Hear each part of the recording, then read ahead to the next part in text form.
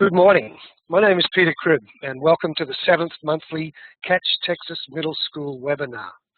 Catch and Pasadena Independent School District. Let's keep the ball rolling. I would like to begin by thanking the Michael and Susan Dell Foundation and the RGK Foundation for providing funding to assist Texas middle schools in meeting the health and physical education standards for Texas children, and to help these schools develop and sustain healthy environments for all. And due to popular demand, we're expanding our webinar series now to include a broader audience across the country. This webinar will be archived at www.catchtexasmiddleschool.org. You will be able to download today's PowerPoint presentation from this site. Also on this site, you can access our previous webinars. Please note that additional downloads are now available from Karen Burnell's presentation. It's a marathon, not a sprint, in Dallas ISD. This was our 5th webinar. If you have questions or comments, as Brooks was describing earlier, you can hover your mouse over the green at the top of the screen, and you'll be able to access the chat box. We'll address as many of the questions as we can at the end of the presentation. It's now my great pleasure to introduce our special guests for today's webinar, Pam Tevis and Angela Balch. Pam is starting her 10th year in her current position as the Specialist for Health and Physical Education for Pasadena ISD. She's been with Pasadena ISD for 28 years, 17 years teaching English as a second language, physical education, and coaching at Parkview Intermediate. Pam is now responsible for K-12 physical education and health education programs, coordinated school health, and the District School Health Advisory Council. Angela is starting her 3rd year as the Carol White PEP grant coordinator for the Pasadena Independent School Health and Physical Education Department. As the PEP coordinator, she's responsible for planning and implementing all the initiatives, partner programs, trainings, and data collections related to the grant across 59 of Pasadena's K-12 campuses. Prior to coming to Pasadena, Angela spent 8 years as a physical education teacher in Houston Independent School District. Over to you, Pam and Angela. Hi everyone, this is Pam and Angela from Pasadena ISD. We want to welcome you to our webinar here. We know many of you are in different places when it comes to coordinated school health and the implementation. Hopefully we will give you some ideas and strategies as we go through our coordinated school health journey. Maybe you can pick out some things that are important to you along your journey as well. Something to help you keep the ball rolling in your district.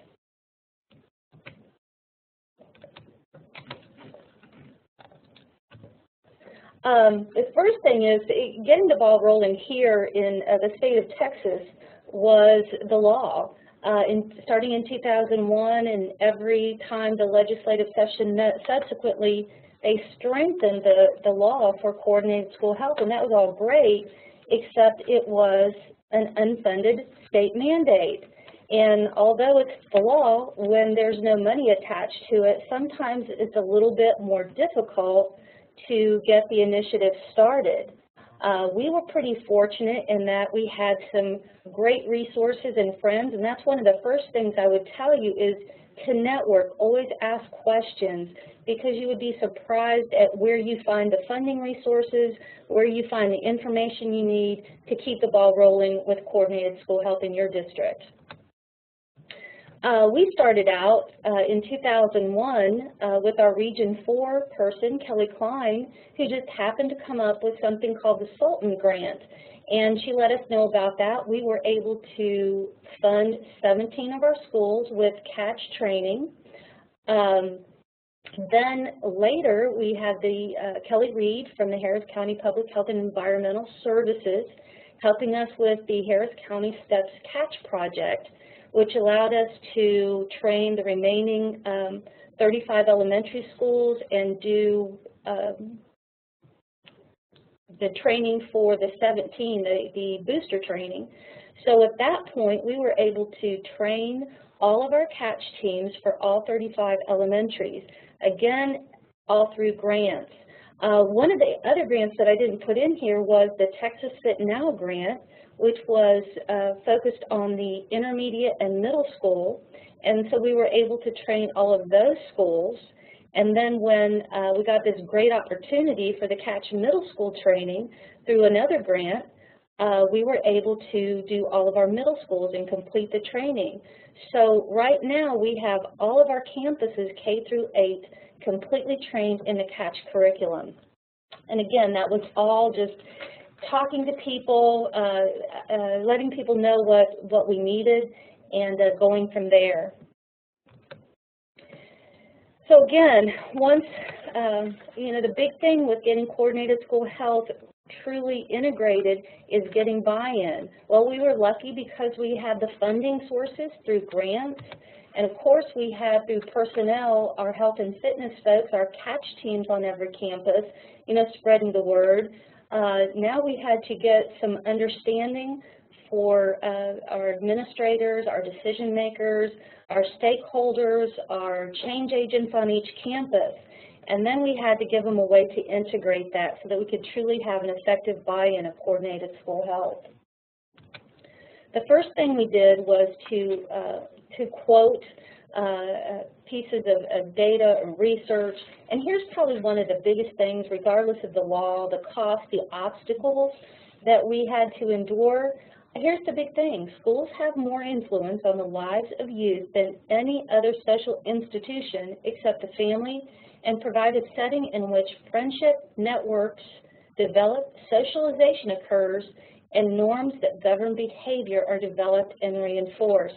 And with that in mind, our goal with coordinated school health ultimately is to make healthy the norm. Again, as we're trying to get that buy-in, that understanding, we started looking at our audience and looking at what filters people vet information. And what we tried to do with our Coordinated School Health Initiative is to always tie it back to, let's say, our district mission statement. I'm sure your district mission statement is as succinct as ours, but again, are we truly reaching that mission statement if we ignore the health and wellness of our students? So again, we tie that back into coordinated school health being part of our district mission statement. Because here's the big thing that we needed to tell teachers.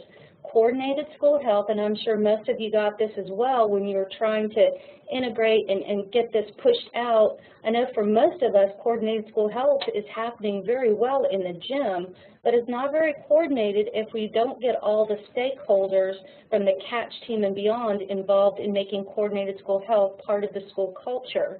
This is what we had to convince teachers. It is not something else you have to do. It is something that's going to enhance what you already do because it is research-based and data-driven and student-centered. A few years ago, we started developing a new strategic plan, and we actually hired a consultant to help us, come in and help us make sure that we have a strategic plan that was going to be viable and work. And the first thing that the consultant said is your strategic plan must be based on absolutes and not abstracts. A lot of our school culture tends to be based on what is good for the adults, what works best for the adults. But to have a true strategic plan that's going to work, it needs to be based on absolutes. And most of you probably recognize this diagram. It doesn't get more absolute than this. And it is a focus for coordinated school health. So what we did is we overlaid that with our district initiative of rigor, relevance, and relationship. The bottom three deal with creating a relationship. You must reach students to teach them. And again, until you've developed that relationship, you can't really have students understand the relevance and the motivation to learn. And if they don't get the relevance, they certainly aren't going to get the rigor. And I know for most of us, the big concern here in Texas with the new STAR and EOC, it's very rigorous.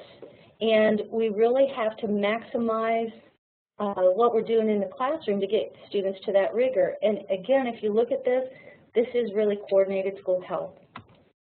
It aligns with our strategic plan. Then the other things that we did is we brought in journals and articles from reputable educational institutions. This is the Association of Supervision and Curriculum Development. Every curriculum person, every administrator belongs to this. And for the last couple of years, they've been talking about the importance of educating the whole child, because right here, educational reforms will be effective only if a student's health and well-being are identified as contributors to academic success and are at the heart of decision and policy making. We also look at this, again, for larger school districts like ours, when we look at the subgroups, when we're doing the standardized test, a big concern is our second language learners and our socioeconomic and minority students. And when you look at the last statement here, recent research shows there is evidence, compelling evidence, that there is a causal role that educationally relevant health disparities play in educational achievement gaps that plagues urban minority youth. And again, if you look at what coordinated school health does, it's a great strategy to look at that. We all know that healthy and active kids are better learners.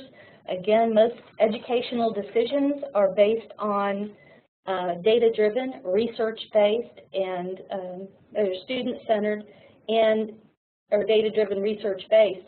Now again, coordinated school health is that. We cannot continue to look at the academics and what students do and not pay attention to the health literacy. We talk about our district goals when we're referring to coordinated school health and how coordinated school health helps us reach those district goals. I want to give you a little story with attendance. We have a campus that became part of a Mighty Miler program, and every Monday they would run. Well, the nurse was the first one to notice that on Mondays, kids weren't coming to the clinic anymore. And you know, Mondays and Fridays are pretty busy days for the nurse.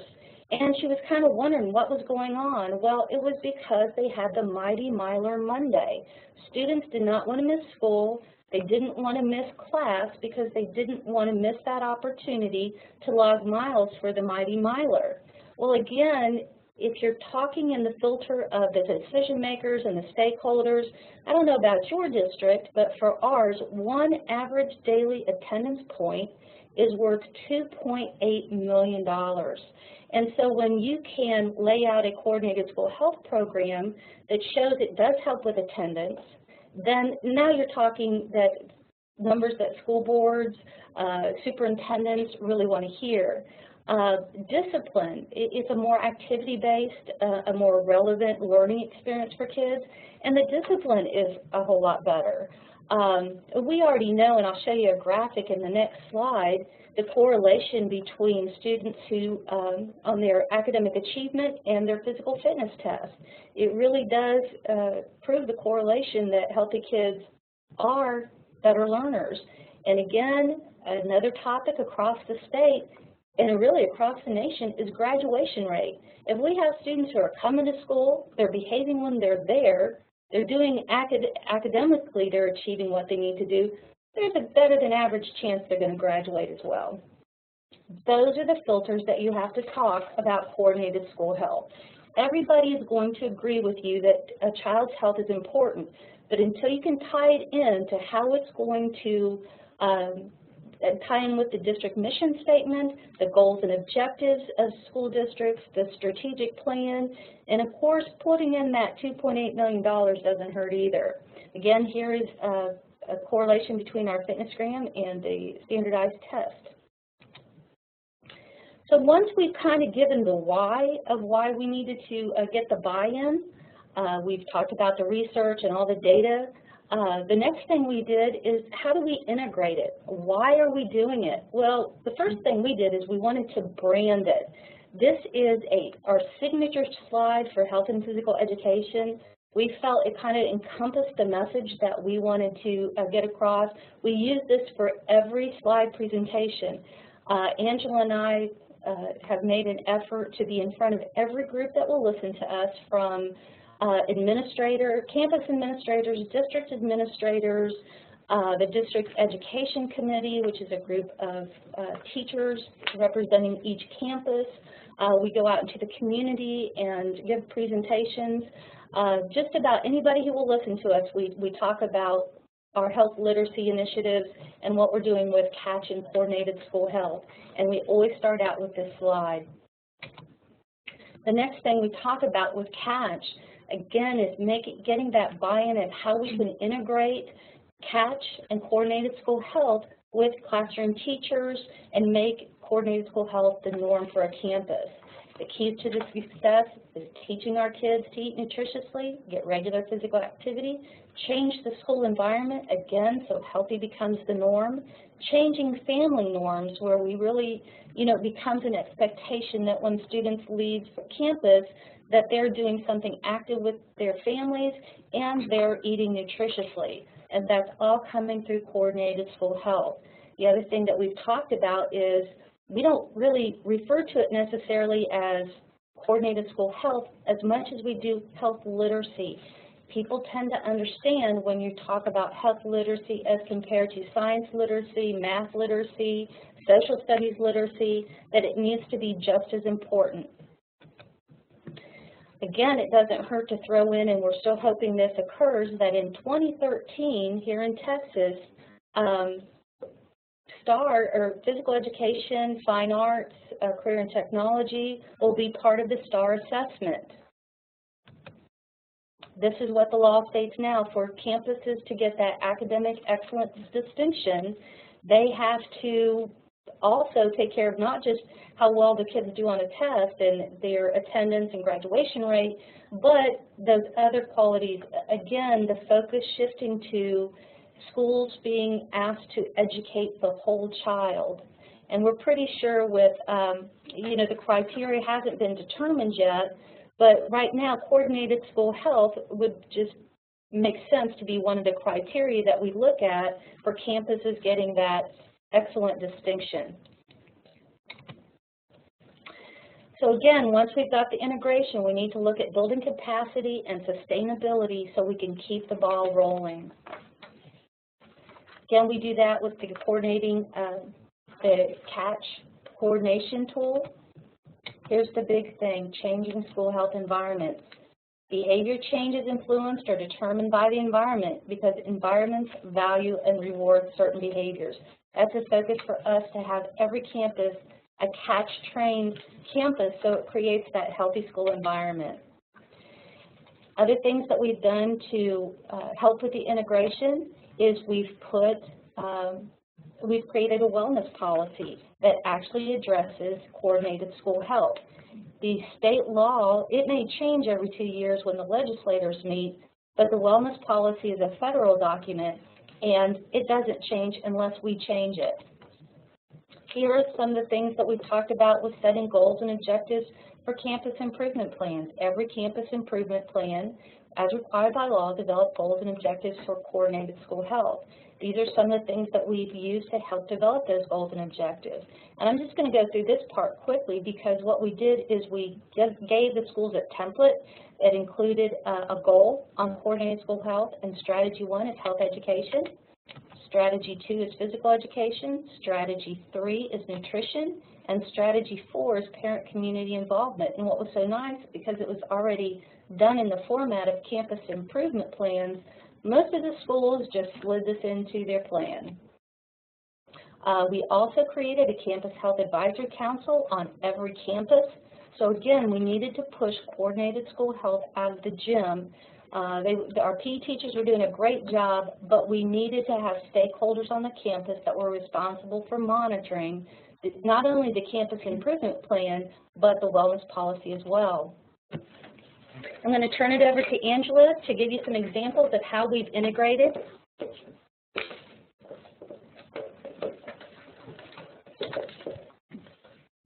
Well, good morning. Pasadena ISD received the Carol White PEP grant in 2010, and that's when I came on board.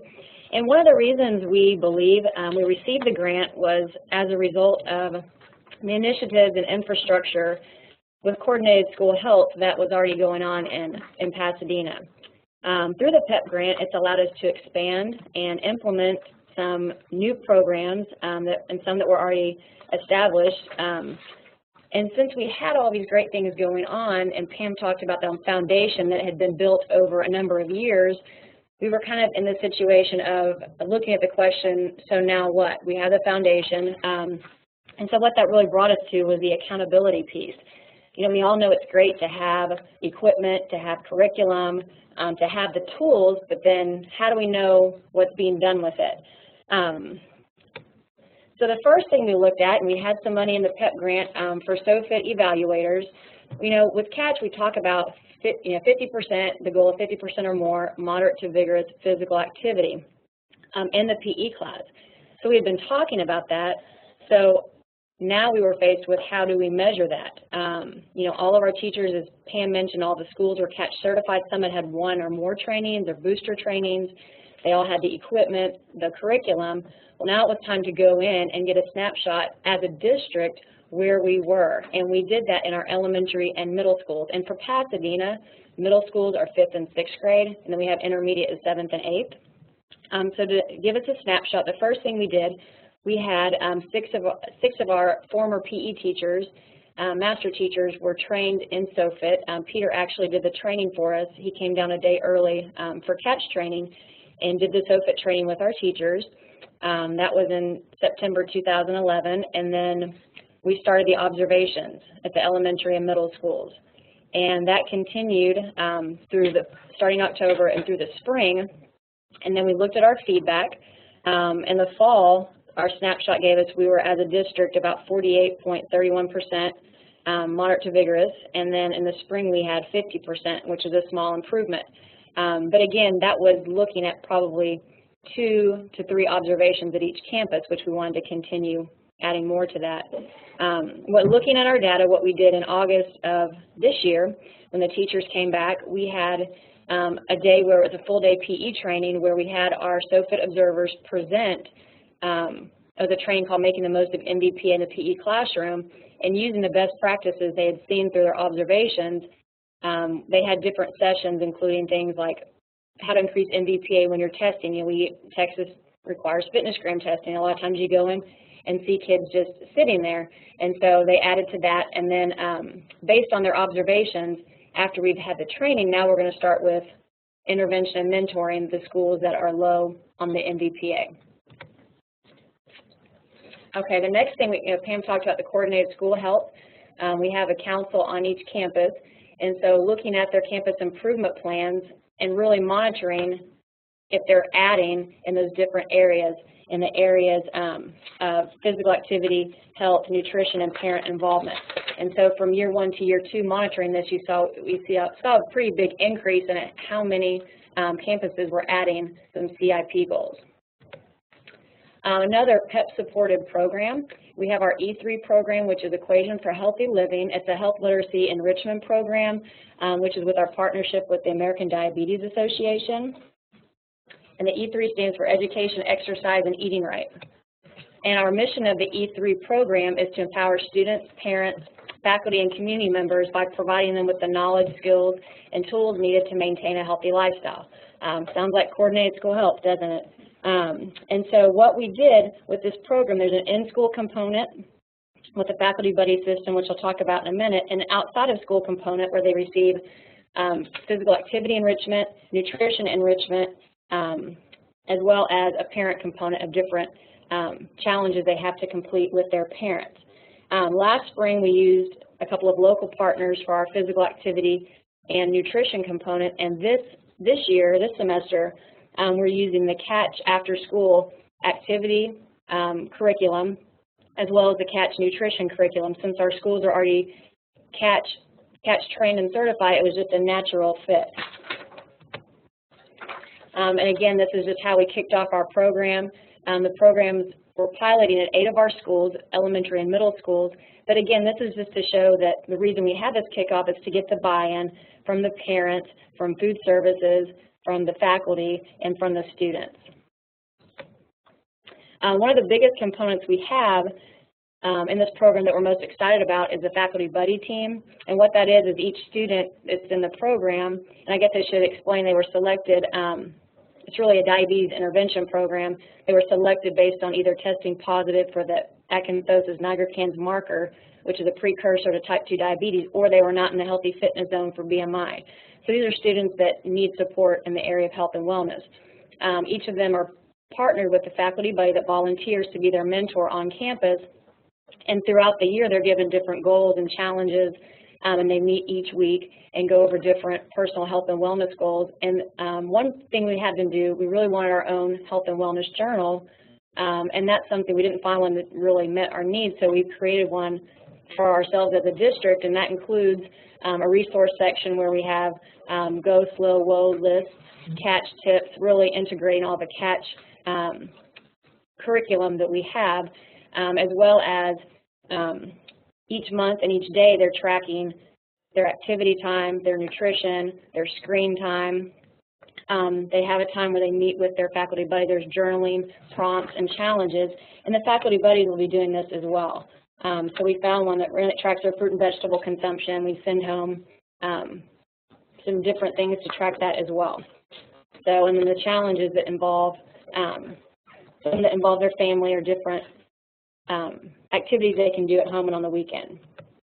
These are just some of our community partners. These are also not just with the E3 program, but in the school district. And then what we took was a catch box with all the activities, and I also went through the catch nutrition curriculum, and we made a set of flip cards, and we broke it down by weeks. So it's kind of that freedom within form where they can, each day they can go and look at a variety of activities to choose from. We wanted to give them some freedom to decide on what they were going to teach that day for the after-school activity and nutrition. But again, knowing that we're collecting data on this, we wanted to have it where it was, there was enough form where it would be valid data. And so we're putting together a set for each after-school instructor, as well as putting these online, so any of our kindergarten through 8 campuses can use the curriculum online. Just to quickly go through Active Life, you know, CATCH is our coordinated school health program. Active Life is how our campuses showcase it. All of our K through 8 schools have an Active Life website online, and they've all been trained, as well as at least one administrator or other faculty member from their campus. It gives a place for them to really just brag about what they're doing in coordinated school health, to blog about it, to show their parents and partners. They can have friends on here, and really from an administrative standpoint, it's a monitoring tool that we can use now that they've been trained. They know it's expected. This is where we can go in and get a snapshot of where the school is. And the great thing about this is the PE teacher is not even able to add in for all these different areas. It has to be other people on campus uploading, adding information. So it kind of takes the whole, hey, you're the PE teacher, why don't you go ahead and do this? And see if on here it breaks it down, honor, fuel is a movement. You can see for each event you have, oh, and look, and this is one of our all-star schools that is the top in the state each year. She had the Catch Parent Night just a few nights ago. Another thing we do is we have monthly meetings and newsletters. And this PEP newsletter is not PEP Grant, it's Physical Educators of Pasadena. It's something Pam's been doing for years. And we always have a coordinated school health corner or something for our campus health advisory committee. And again, it's just giving extra tools and information, making sure everyone's on the same page with updates and expectations. And last thing, we have all of our, excuse me, not all of our, most of our middle and intermediate Catch PE with the middle school certified. And what we did when Peter told us about this opportunity, which is free, we said absolutely, and hey, we'll host it here. We knew it was the best way to try to get our teachers trained. And so we had 2 training dates in Pasadena in May and in June of 2012, and we had all 8 of our middle schools certified, as well as 5 of our intermediates. So we have just a few more intermediates that need to be PE certified. But I know, I think you have a little bit more time left. Peter can tell you more about that. But you see some of the testimonies from our teachers. Very helpful, best workshop I've ever been to, much needed information. And I went one day myself, and it was fabulous. So I highly encourage you to do that from the middle school standpoint. And then we had a video here. I don't think it's going to play. Really, what that was just doing, it was just in one of our PE promotional videos, just encouraging you to get moving and really pushing yourself and your district to the limit, because there really is no limit with how far you can go with coordinated school health, and we know that it's just so important for the well-being of our students. Pam? Thank you, Pam. Thank you very much for sharing your journey and obviously y'all's commitment to coordinated school health. Brooks is getting set up now for questions. Maybe I could ask you a question while we're changing the screens over. You spoke earlier about the teachers and their buy-in, and you described some of the strategies. How has it impacted the teachers? How has coordinated school health in Pasadena impacted the teachers? Again, with so many different campuses, every campus is a little different. But one of our top campuses at Turner Elementary, it has become part of the school culture that the classroom teachers, they have been adding things to the Active Life website. They do coordinated school health activities school-wide, and what they're finding, again, it's kind of hard to get people to buy into coordinated school health until they start seeing the residual effects, like we were talking about, increased attendance, decreased discipline, kids doing a little better in class, especially when they put the activity-based brain breaks in there.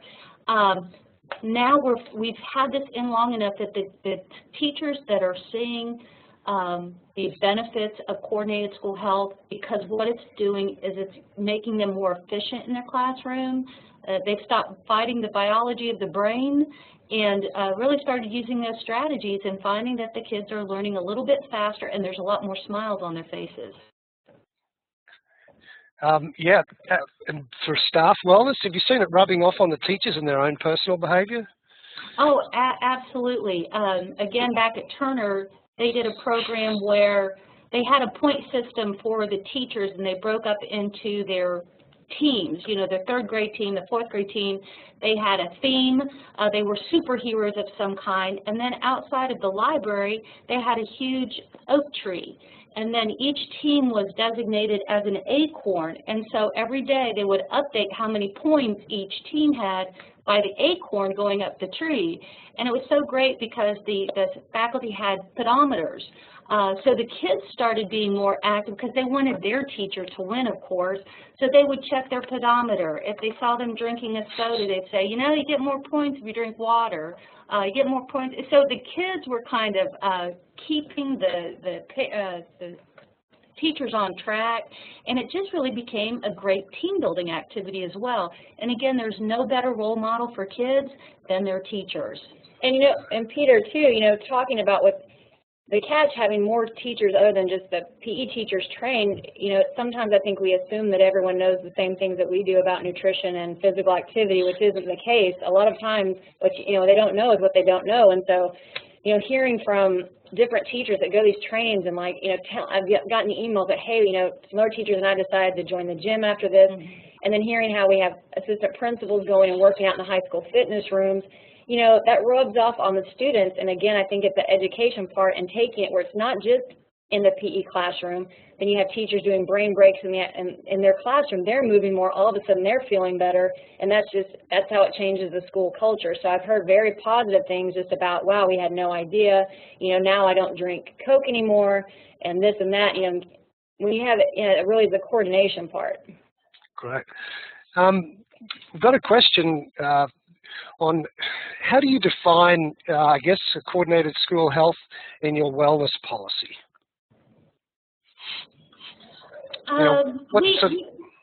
We actually have broken down, and we've created the monitoring tool for our wellness policy, but what we did is when we created that wellness policy with the help of Kelly Klein from Region 4, is we broke it down so that, and it kind of emulated the law. You know, we've put in there about the activity minutes in PE. We've included that every campus will have that campus health advisory committee. So we just really took the 4 components, the required components of coordinated school health, and made sure that that was reflected in our wellness policy, either through just putting the laws that had been passed or coming up with our own, with our district school health advisory council of what was important. Okay, great. I guess if you're talking to other folks in other districts in similar positions to yourselves, what would you advise them on implementing coordinated school health or beginning that process if they have not already done so? Again, I think the people in the gym, we already know this, and most people, again, the stakeholders, the decision makers, everybody is about kids being healthy. We just have to find a way to talk through the filters of whatever audience. Our message should be the same, but we need to learn to speak, and what we say to, let's say, a district administrator might be different than what we talk to a teacher group about. But it's all about how is this going to help you reach the goals that you've set, either your district mission statement, your goals and objectives for your district, your strategic plan. And again, once you start coordinating how that all looks, and that healthy kids are better learners, and that by implementing coordinated school health, you're really going to maximize kids' abilities and efforts during the school day. And I think knowing which tools you have available, whether it be training, curriculum, equipment, having that ahead of time, so you're offering the whole package, offering solutions, not just saying let's do this, but you're making it simple and having a plan ahead of time for the rollout. And Peter, also looking at the success stories we have, one of the big things we did with the Carol White PEP grant is bring in the action-based learning labs. And we've had it in place now at one particular school where they're actually starting to see, by reteaching kids these prerequisite movement skills that are necessary for reading and writing, that it actually has improved their abilities to do that. So our goal is to be more proactive and look at kids who may have learning gaps in the kindergarten, first and second grade before they have to start taking those standardized tests and realize, oh, they didn't know how to do this. and I think we're getting some buy-in because we're starting to be able to get some data from our own district saying it does make a difference in academic achievement, in student performance and behavior and attendance. All those filters we talked about. Yeah. Right. Well, it also sounds like you're getting support from administrators across the district. I would have to say that's probably the biggest thing is we have from our superintendent and really all of central administration. They have bought into this, educating the whole child to the point, this is probably one of the most exciting things. I don't know, are you familiar with the Race to the Top grant? Just a little bit. Tell us a little bit more about it. Yeah. It's a federal grant, and the purpose of it is really to entice school districts to be more creative on creating personal learning environments for kids and really differentiating instruction not only for the struggling learners but for the advanced kids. And it's a $40 million grant, highly competitive, and we were asked to be part of that grant. They felt health and wellness was important enough to include in that grant for our district. And what is that starting to look like from your end? Well, again, for us, we are just adding on the health and wellness component, and what we've been asked to write, Peter, all we've done is really stretched out and extended some of the initiatives that we started with the Carol White PEP grant. We've added more action-based learning labs. We've gone up to the middle schools with the brain labs. The brain labs for the middle schools, and then the neuronasiums for the high schools. Again, focusing on giving those students who may be struggling an extra activity that they can do. We've thrown in community gardens so that we can really focus on nutrition. And of course, catch. Catch is a big part of that. Well, I just think we're just about running out of time here, Brooks, but I just wanted to once again thank you, Pam and Angela, really for everything you've been doing. Obviously, the kids are appreciative too, you know, creating and supporting and now sustaining, you know, those healthy environments in each of those campuses. And I think what we've learned from our research is that if we do change the environment, we are going to change behaviours, and we're going to see that as a result in the better health of our kids. And, you know, ultimately, I guess if we're looking at BMI, reduction of those as well moving forward. And also, thanks so much for reminding us the influence schools have on the lives of our young ones. Well, thank you for inviting us, Peter. Yes, we appreciate it. It's our pleasure. Glad to help out. Thanks, you all. Thanks again for everything that you're doing. Yes, and if anyone, yes.